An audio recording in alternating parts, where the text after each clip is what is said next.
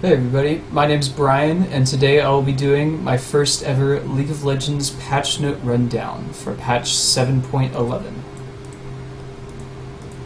So, to start out, we have a few changes to Rek'Sai. Her passive was changed to you get 25 stacks for all attacks and unburrowed abilities instead of 5 and 10.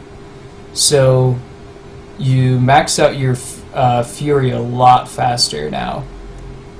That should help a lot for clear, since when you burrow you get healed from it. So, I mean, four auto attacks now fully stacks your Fury. That sounds really strong. Especially combined with, you could do burrowed Q, unburrow, auto attack Q, and that's 4 stacks. And all you need is 4. That's really fast. And then once you have max stacks, your E doubles damage and does true damage. So that combo will take like literally a second to do with auto attack resets. So in like a second and a half you can do your full combo and double damage E. That's pretty ridiculous. I expect this to get changed. That's too high. That should be brought down next patch.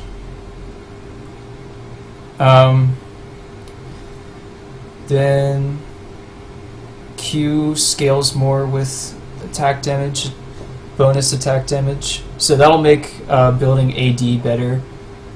Most of her stuff scales better with AD now. Her burrowed Q does AD as well. She might move back to Warrior with these changes instead of Cinderhulk.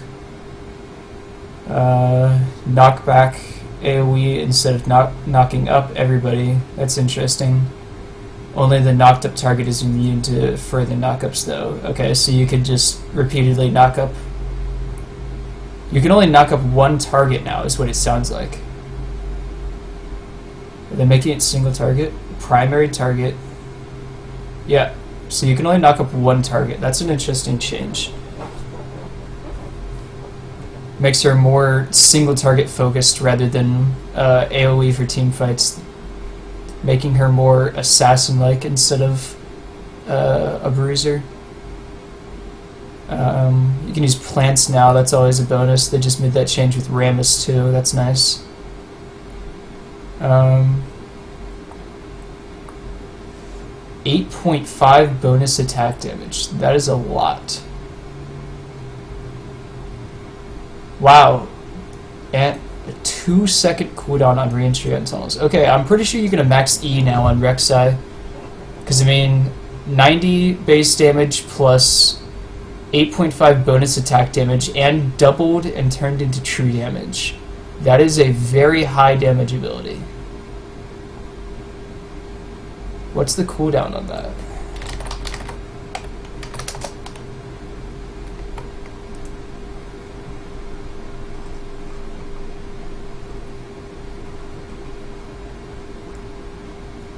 Second cooldown. Okay, that's alright then. That's really high damage, but if it's a 12-second cooldown, that makes it okay. Tunnels are a lot better now. Shorter cooldown later in the game, and this is the big thing. 5 points in E, and you can re-enter a tunnel every 2 seconds. That's really strange. Her ultimate completely reworked. You no longer travel across the map to your tunnels.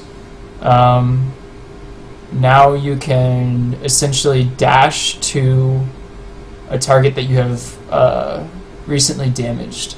So the main combo with this is going to be you're going to use burrowed Q, which since that's your longest range ability, so you can use that from really far away, and then automatically dash into a target. And I have a video to better show what that does. So you use your Q, and your ultimate dashes to them after a short amount of time. So this change actually makes her a lot better for solo queue. Previously, she was pretty much just a high elo champion and a competitive champion because her ult was so kind of team reliant, and more focused on macro and cross-map plays, but now this makes it a lot better for solo queue, because you can use this to gank really easily. You can queue from really far away and then ult in and immediately knock them up. That's going to be a really strong ability. She should be a lot better in solo queue now. Mid to high placement on the tier list, I think. Kindred got a lot of changes though. For starters, her passive works a little bit more like Bard's passive now, in that when you get stacks, it gives you additional bonuses to your auto attacks and to all 3 of your basic abilities. So when you reach 4 stacks, you get 25 range. You get 75 range at 4 stacks, and then 25 additional range 4 stacks for every 4 stacks after that. So instead of dealing more % damage to champions, you now get longer range. So you basically get a built-in rapid fire cannon when you get a lot of stacks. That's pretty special. For her Q. Okay, so now when you use your Q, you get attack speed. You get 10% base attack speed, and each stack gives you 5% additional attack speed. So her first power spike is what I'm going to base most of this off of. So at 4 stacks, you're going to be getting 30% attack speed every time you use your Q. That sounds like a lot. And wow, okay, that's a big buff too. Total attack damage instead of bonus attack damage. Yeah, that's still a net increase. So her Q does a lot more damage and increases her attack speed now. Oh, and it's faster. So her Q just got like so much better. And then her W, self-cast now, that's a nerf. It used to be really strong where you could throw your W at max range and then Q forward, and then the W would automatically hit champions really far away. So like if I use that a lot when somebody's recalling under a turret or something, and you can W from like 3,000 range away and still hit them. So that's a pretty big nerf. It's kind of similar to when they changed Maokai's ult to be self-cast instead of placement. But it does a lot more damage now.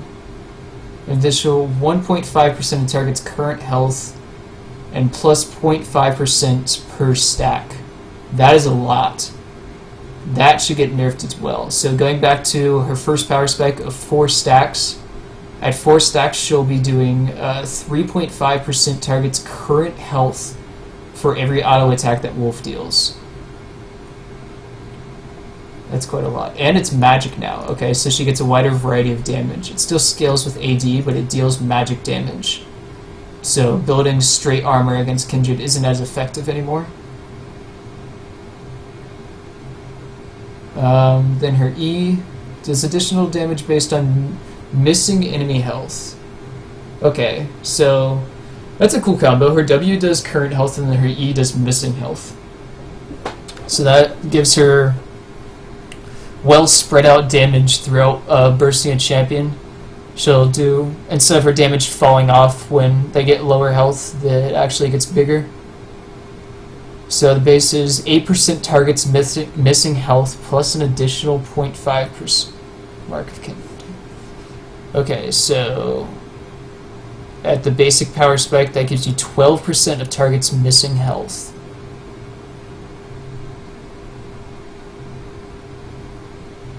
That's kind of weird. So obviously that does better against tanks, but only after you have dealt damage to them. Because it used to do max health, so that was even better against tanks, but if it's going off of percent missing health. It also has lower base damage, 0.8 bonus attack damage. Wow, they're giving her a lot of scaling. Okay, so her build will most likely be focused around stacking AD instead of building attack speed now. She should go Warrior, I'm pretty sure.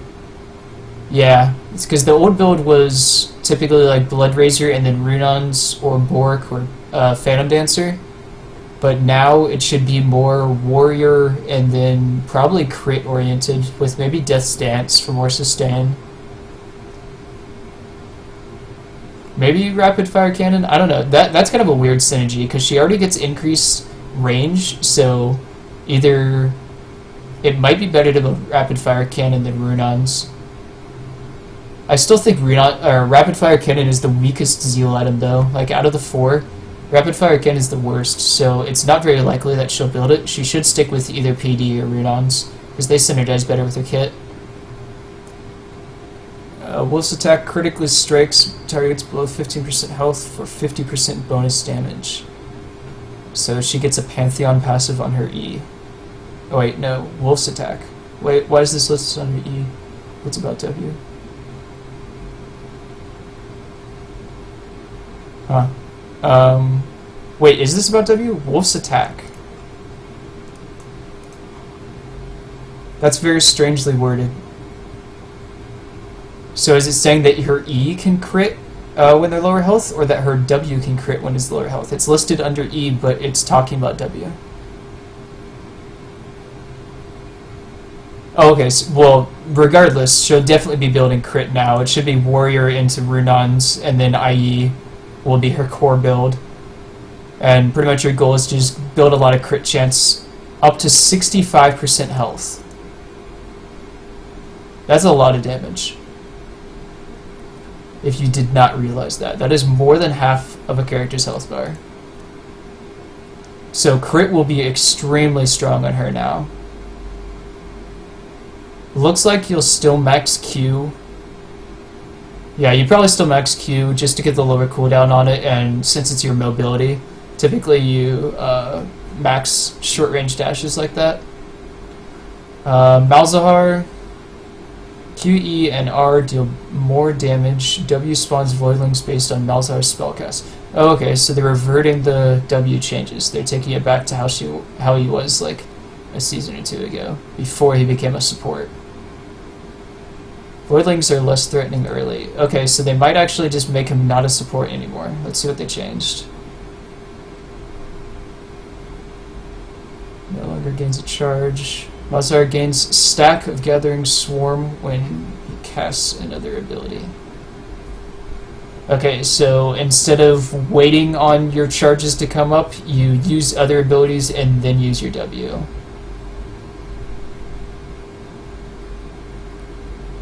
Oh wait, Malzahar summons a Voidling plus an additional Voidling per stack. Okay, so it just has a regular cooldown. Every 8 seconds you can summon a Voidling, and if you have stacks, then it summons multiple Voidlings on activation. That might actually be better. Well, it's going to be worse level 1 since you can't stack it, but your QEW combo will give you instantly 3 Voidlings on a target that already has Space Aids on it, or Malefic Visions. So, oh, but it's extremely short range. That's basically useless. So you can't actually put it on a target. You have to place it at, because I mean that's basically at your feet. That's the average melee range of a champion. So you basically place it at your feet and wait for the Voidlings to run at them. How fast are Voidlings? Voidling movement speed decreased. Wow, Voidlings are going to be really useless. Yeah, he's not going to be a support. He can't support at all anymore. Especially with this, his ult does a lot more damage on activation rather than relying on the pool damage. So it's better as a damage-oriented ability instead of just CC. So Malzahar got a lot better mid lane this patch instead of being dominant in support. I probably won't even put him on my support tier list this patch. They just changed the cast times for this. Post cast delay before firing. What's the difference between that and cast time? Post cast delay before firing. Oh, how it sends out 2 orbs and then it connects between them. So it takes 0.4 second. Takes 0.25 seconds to cast it, and then once it's casted, it takes 0.4 seconds for the 2 orbs to connect. That's weird. But overall, Malzahar will no longer be a support, or should not be able to support as he used to be able to. He'll be much stronger mid lane.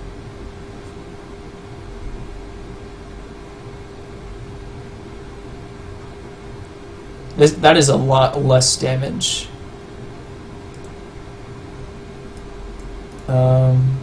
So let's take 100 AP for example. You used to have plus 7.5%, now you have 1.15.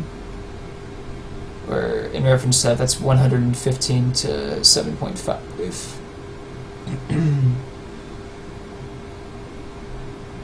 Yeah, that's a net increase in damage.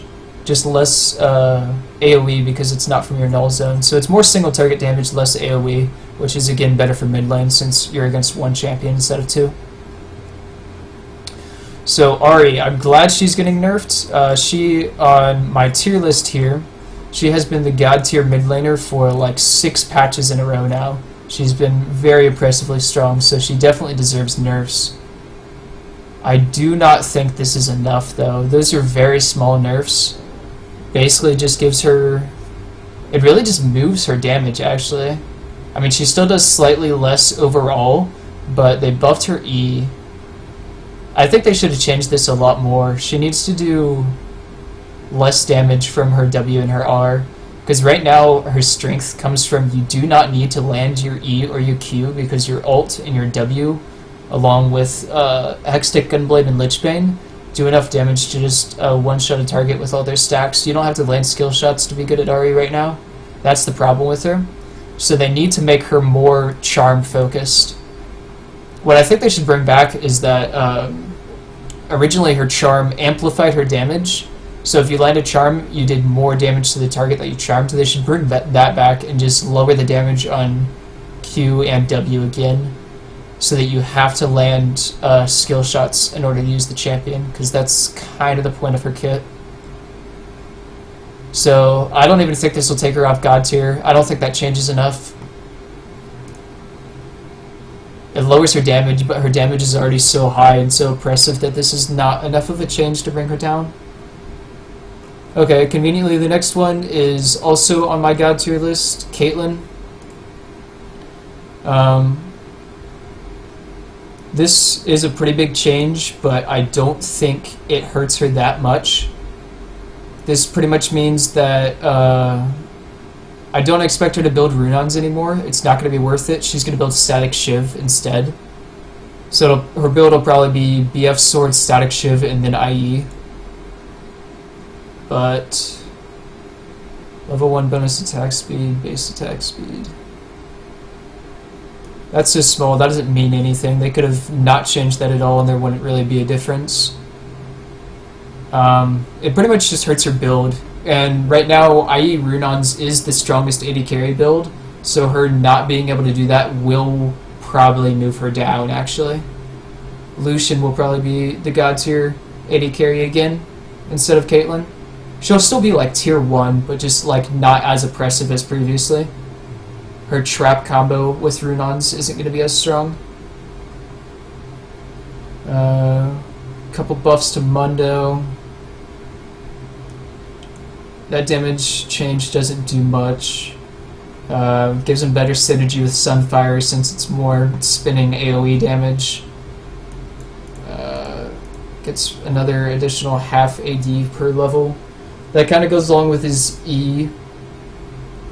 And if you build Titanic Hydra on him, but these changes won't really change anything. It makes his laning phase slightly stronger, but this shouldn't give him an advantage over any champion. Like any champion that he already had trouble dealing with, this isn't going to help him. This isn't going to fix that problem. So he shouldn't really move up at all in the tier list. High latency players can ward hop. That's weird. So all the 60 ping pro players can practice Lee Sin more now. I wouldn't even consider 60 ping high latency, but that's essentially what this changes. Can buffer your W on placing wards. So you could just you can ward hop with your W a little bit smoother now if you have higher ping. I already get like 24 ping, so that doesn't change anything for me, but I guess if you have triple digit ping, then this is helpful. But I mean, if you have more than 100 ping, then Should be doing something to fix that. Should be playing on that. It's too high. Oh, well, I just told you that Lucian was probably going to hit God tier, but he got nerfed as well. This actually doesn't matter that much because players are starting to lean more towards the Essence River build, which I think is better than the... currently the popular build is Bork and Black Cleaver and PD, but I think the Essence Reaver plus PD or Static Shiv is actually stronger. Static Shiv is the new strongest Zeal item now, since Renekton has less synergy with Caitlyn, and she kind of controlled the meta. So Lucian has more synergy with Static Shiv. So Essence Reaver plus Static Shiv should be his best build right now, and that fixes his mana issue since you get more mana back from Essence Reaver. So this doesn't really hurt him as a champion, it just changes his build. Okay, so he'll have a less duelist build, which should make all the junglers happy. It's easier to kill Lucian now, I guess, since he has less sustain. But it doesn't change much other than that, just his build. Malphite, that doesn't do anything. He does slightly... He has more armor. Yeah, that doesn't change anything. I don't know why they change champions like this. Like, Malphite's such a terrible champion right now, like, he's hardly worth picking at all, unless you're, like, in bronze and you have a Yasuo on your team. So, I mean, making this change is not going to help him at all. That's not going to change anything about what his problems are. So I really don't like when they change things like that. It's just pointless. Maokai got a lot of changes. Hopefully this takes him farther away from support, makes him a top laner again. Passive heal down, health scaling up, sapling speed and AP scaling down. Rush sapling duration increases with bonus health. Okay, so it does make it better for tank instead of ability level. So does that mean his E does more damage based on his max health? 2% targets max health per 100 AP. Now it's 1% target max health per... Oh. That doesn't change what I thought it changes. Increases with bonus health. Oh, here. So it's for a brush sapling, it's 30 base damage plus 2.5% Maokai's bonus health. Okay, so it rewards him for building tanky. So instead of him building AP support, he'll be more rewarded with his E for building health items. So this should bring him more towards the top lane.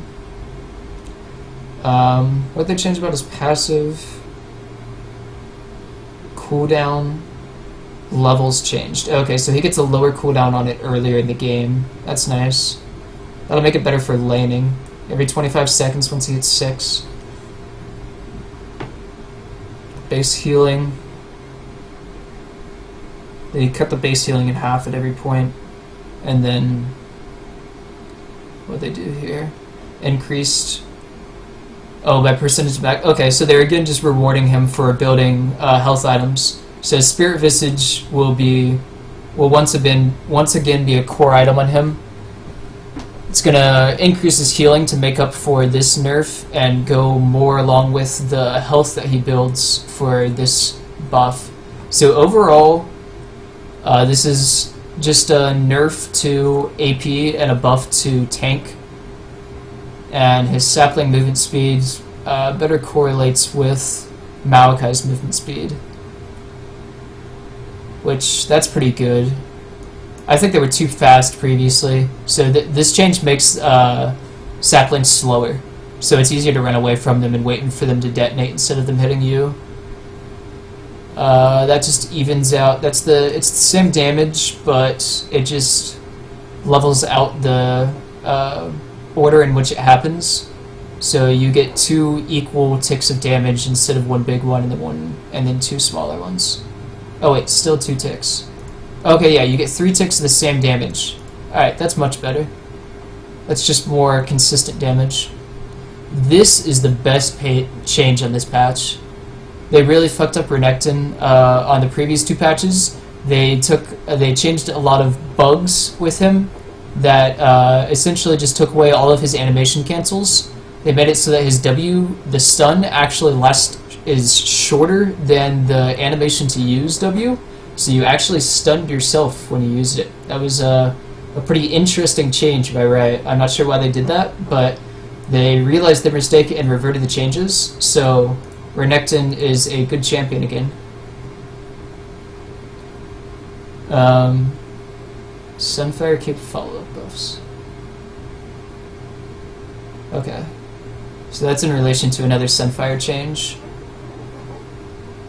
His W, shield scaling. Okay, so his W shields for more and has a lower cooldown.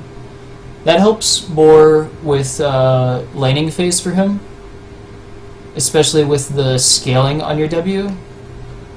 So it doesn't really change much for ranged matchups, which is where he really lacks.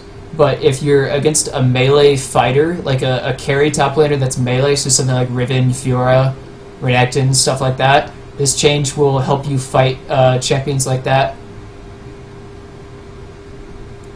Pretty much any champion that has engage potential that is roughly the same cooldown as this will do worse against Sion, is how that change works. So that's very few champions, but it does help overall with pushing the waves and for dueling at enemy champions.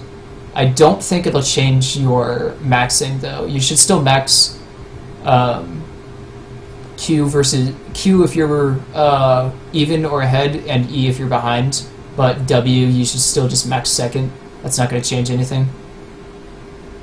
Syndra's W area of effect is reduced, so it just has a smaller area of effect. Taking 50 diameter off of an ability doesn't really change much.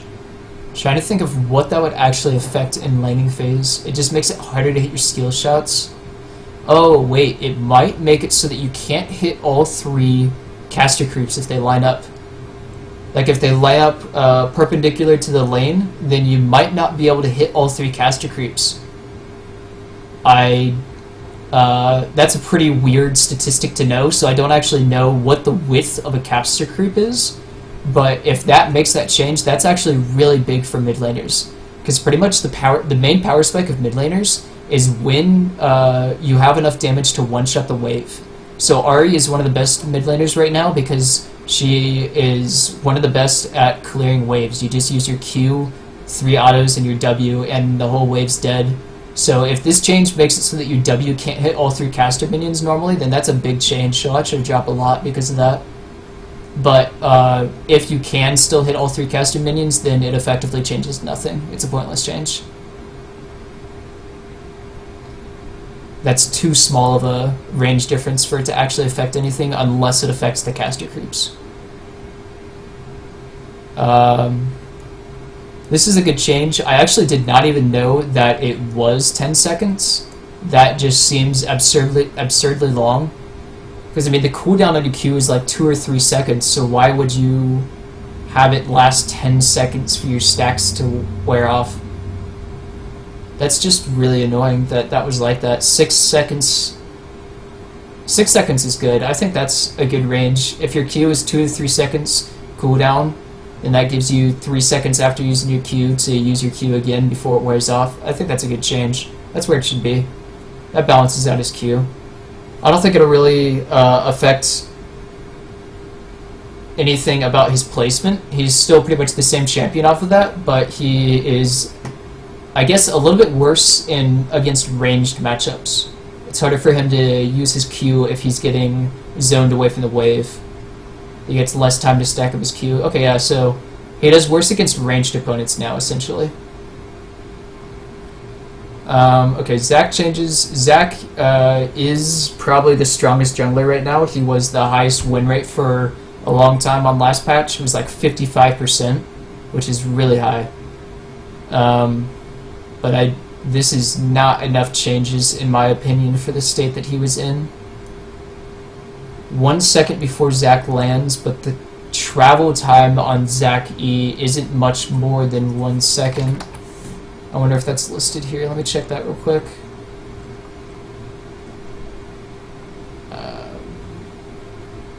Channels for 4.5 seconds. Okay, maximum range. Wow, okay, so at level 1E, they can actually see where you're going to land. How is that going to work? Because if he only travels for 0.9 seconds, that means that they would be able to see it before he casts it. But they can't tell you where he's going to land until he casts it. So something about this change does not make sense. I don't know if they didn't realize that or not, or if they're just not... I mean, probably the way it's going to work is that for level 1E, it's just 0.9 seconds instead of 1 second. But it would have been nice if they actually listed that instead of just implying it. Unless I'm misunderstanding this. But I don't think so. Anyways, that doesn't change very much about the champion. Most of his effectiveness is just the range of his E and then his Q pulling enemies together. Making it more apparent where he's going to land is not the nerfs that should be happening to this champion. They need to lower the range on Q and make his overall kit do less damage. He does too much damage for a tank. You can still burst targets really well if you just land E, W, Q, and then you can just ult them back in your team. Either the range on the ulti or the range on the Q needs to be nerfed. Probably both, actually. He's really oppressive. And they also made his voice less squeaky based on health. I actually like that change. I mean, I actually really like that about the champion. The fact that his voice changes based on his size, I think that's really funny. That doesn't matter. It's not an actual change. They changed Abyssal Scepter to Abyssal Mask. That's cool. It wasn't really a Scepter anymore since it was a tank item, so this just makes more sense. This is a really stupid change. I really don't like this at all. I was talking about this with my friend Ethan earlier, and we were talking about how they need to make this build out of Negatron instead of just Null Magic Mantle. Because the difference between Null Magic Mantle and Negatron, the difference is 15 MR and 270 gold. So if they increase the price by 300 gold and increase the magic resist by 15, then why not just add Negatron Cloak to the build? Like, if they added... Like, this is actually... This is a nerf. Like, it gives you more MR for the price. It brings the gold efficiency down by, like, 0.6%. I did that earlier thanks to Shakariz's item efficiency sheet. He updates that every patch, and I use that a lot to help me out with these changes. But if they just added Negatron Cloak to this build path, then it would give a lot smoother of a build path for mid laners. It would help them itemize against AP easier again. Because it used to be that Abyssal Scepter, when Abyssal Scepter was an AP item, you would just build the Negatron Cloak and then build your Morellos or whatever your starting AP item is, and then go back and finish the Abyssal Scepter. And when they switched Abyssal Scepter and Banshee's Veil, they really took away that effectiveness, and it's really hard for AP mid laners to itemize against AP. Because now their only option is a 450 Null Magic Mantle, and then they have to spend 2,550 gold to actually get a Magic Resist item. And that's just way too high for it to be worthwhile. This is a really bad change. It's going to be really hard for AP champions to lane against AP in the mid lane. I think they need to change Banshee's Veil a lot. They're making it very difficult for AP laners to lane. I guess this is technically a buff to AD laners. Making itemization worse for AP laners, it makes Zed and Talon and Yasuo better for mid lane. That's a really weird change. I don't like that at all. Blade of the Ren King, the lifesteal is nerfed. Oh, okay, so this goes along with the Lucian change that I was talking about. Since his mana is higher, they changed Lucian so that his abilities make him want to build Essence Reaver, and they changed his itemization so that he wants to go towards Essence Reaver. So, yeah, this pretty much effectively cuts out the Bork build for Lucian, as far as I'm concerned. He'll be more reliant on mana and get less reward from Bork. because Blade of the Ruined King is already a very inefficient item to build, and this lowers its efficiency even more. Blade of the Ruined King is like 85% gold efficient, which is very low. It's actually a very inefficient item to build despite its popularity. So I'm not sure immediately how much this affects other AD carries. It very much affects Lucian, but not really a nerf to Lucian. It's just a build change, like I said earlier. Like, he's still going to be pretty much just as strong, probably the best AD carry for most ELOs. He'll be the God tier champion for this patch for sure, but it just makes his Essence Reaver build stronger. It's not really a nerf to him overall. But this should also affect things like Ashe and Varus that are going the on-hit builds, and Kog'Maw. I don't think it affects Ezreal. Even though Bork is in his core build, he is not as reliant on the lifesteal as the other champions are. He's not built around dueling, he's built around poking. So this doesn't really affect Ezreal that much. He doesn't see much change from this, even though technically it is a reduction in the stats that he builds. Ezreal isn't very much affected, but it should affect things like Kog'Maw, Varus, Ashe, and Lucian. I don't think it's enough to send Ashe and Varus back into crit. They should still build the Bork Runon's build, but Lucian should not, since he received additional changes. Ninja Tabi's damage reduction reduced. That's not enough of a change to really affect anything. It pretty much just, kind of just makes it a more situational item build. So you have more reason to build things like Swiftness or Merc Treads or Berserker Greaves for AD carries, but it doesn't really make it that much of a worse item. I mean, if they have things like Tryndamere and an AD carry, you're still going to build Ninja Tabi. Like, this doesn't make you ever not build Ninja Tabi because of this change. It just gives you less reward for the same situations. So Ninja Tabi will still be very strong, slightly less oppressive. It'll be a bit more situational than just a default item. Combined cost decreased.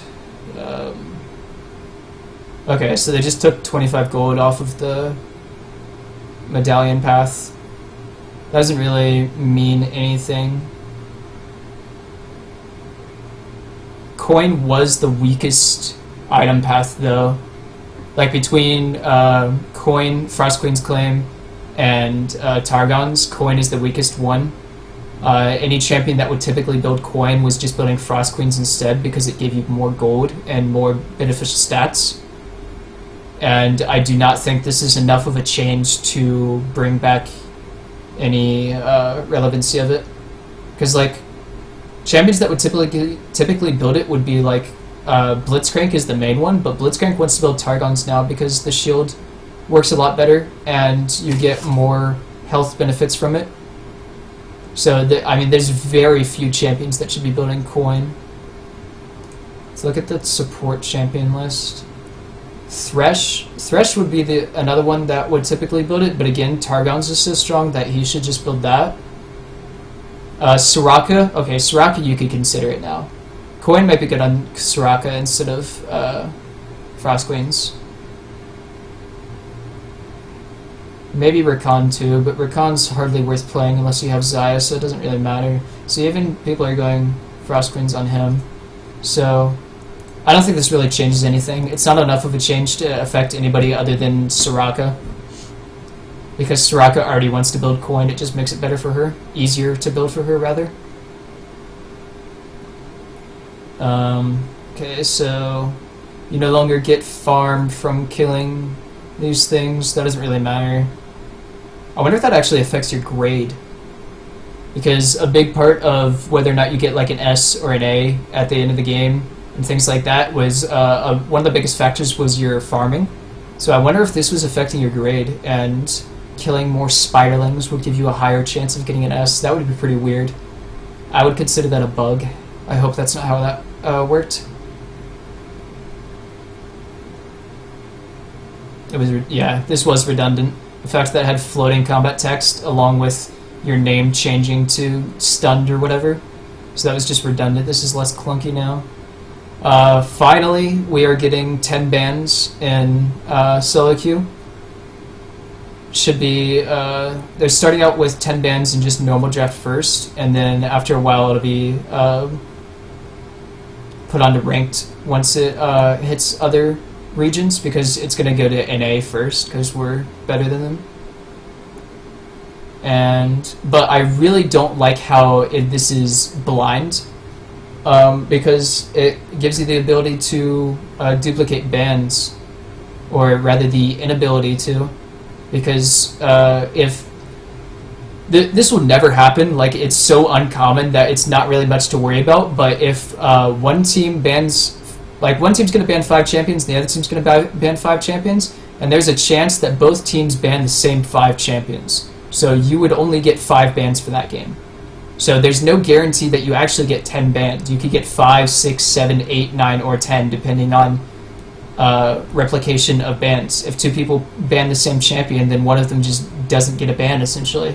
And that feels really unfair. That's going to be pretty stupid. I bet it increases dodges, too. Somebody's going to ban the same champion as somebody else, and idiots and low elo are going to get tilted over that and dodge because they wasted a ban. And there's also no ban as an option, so you can waste a ban again. I mean, why ban the same champion as somebody else when you can just not ban anything? That makes sense. But that's pretty much all for the important changes. Bringing back Doombots, that's typically one of the most popular game modes, so that should be fun. But that's pretty much all from my patch note rundown. Make sure to also check out my tier list, which will be coming out a day or 2 after this video is released. I'll be releasing on HOWLA.com. It'll show you, it changes every patch. I release a new one and show you which champions are the best per role and which ones you should be playing for solo queue based on these patch note rundowns. Thanks for watching, everybody.